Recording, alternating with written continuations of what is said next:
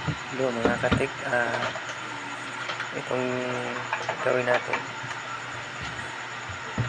gawa tayo ng audio tracer para sa input, kung paano natin matuntun kung saan naputol yung signal. Para lang po to sa mga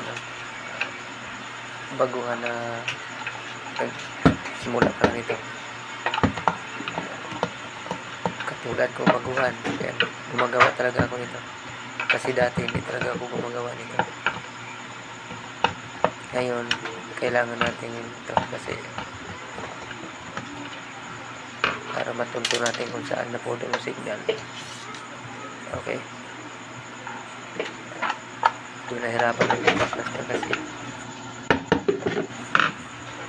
DIY po yan yung gawin natin, audio tracer.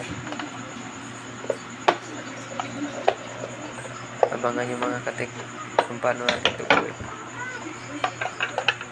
Okay.